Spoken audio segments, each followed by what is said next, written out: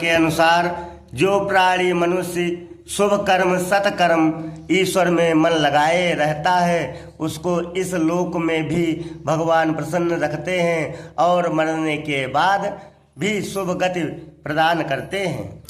भगवान ने कहा, हे गरुड़, अवशिष्ट पाप पुण्य से समन्वित जीव बार बार गर्भ में जाता है और मृत्यु को प्राप्त होता है। उन सभी पापों के समाप्त हो जाने के बाद प्राणी को शूद्र वैश्य तथा क्षत्रिय आदि के आरोहिणी योनि प्राप्त होती है। कभी कभी वह सत्कर्म से ब्राह्मण देव और इंद्रत्व के पद पर भी पहुँच जाता है।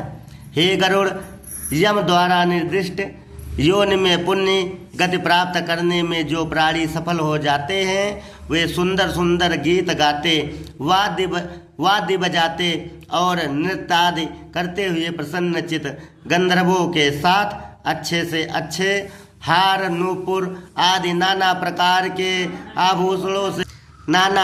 के हार आभूषणों से युक्त चंदन आदि की दिव्य सुगंध और पुष्पों के हार से सुवासित एवं अलंकृत चमचमाते हुए विमान में स्वर्गलोक को जाते हैं।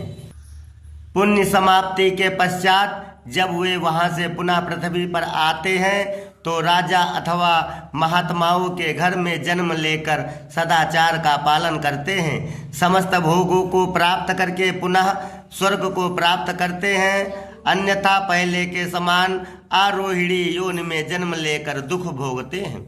मृत्युलोक में जन्म लेने वाले प्राणी का मरना तो निश्चित है। पापियों का जीव अधो मार्ग से निकलता है। तदंतर पृथ्वी तत्व में पृथ्वी, जल तत्व में जल, तेज तत्व में तेज, वायु तत्व में वायु, आकाश तत्व में आकाश तथा सर्वव्यापी मन चंद्र में जाकर विलीन हो जाता है। हे गरुड़, शरीर में काम क्रोध एवं पंचेंद्रिया हैं। इन सभी को शरीर में रहने वाले चोर की संज्ञा दी गई है। काम क्रोध और अहंकार नामक विकार भी उसी में रहने वाले चोर हैं। उन सभी का नायक मन है। इस शरीर का संहार करने वाला काल जो पाप और पुण्य से जुड़ा रहता है, जिस प्रकार घर के जल जाने पर अन्य घर के शरण लेता है, उसी प्रकार पंचेंद्रियों से युक्त जीव इंद्रिया आदि इष्टात्र देवताओं के साथ शरीर का परित्याग कर नए शरीर में प्रविष्ट हो जाता है। शरीर में रक्त मज्जादि 7 धातुओं से युक्त यह खाट कौशिक शरीर है। सभी प्राण अपान आदि पंचवायु मलमूत्र व्याधिया पित्त श्लेष्म मज्जा मांस मेदा अस्थि शुक्र और स्नायु ये सभी शरीर के साथ ही अग्नि में जलकर भस्म हो जाते हैं।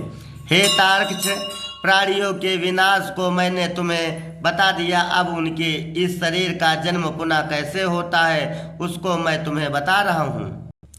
यह शरीर नसों से आबद्ध छोत्रादिक इंद्रियों से युक्त और 9 द्वारों से समन्वित है। यह सांसारिक विषय वासनाओं के प्रभाव से व्याप्त काम क्रोधादि विकार से समन्वित राग द्वेष परिपूर्ण तथा तृष्णा नामक भयंकर चोर से युक्त है। यह लोभ रूपी जाल में फंसा हुआ और मोह रूपी वस्त्र से ढका हुआ है। यह माया से भली भांति आबद्ध एवं लोभ से अधिष्ठित पुर के समान है। सभी प्राणियों का शरीर इनसे व्याप्त है। जो लोग अपनी आत्मा को नहीं जानते हैं वे पशुओं के समान हैं।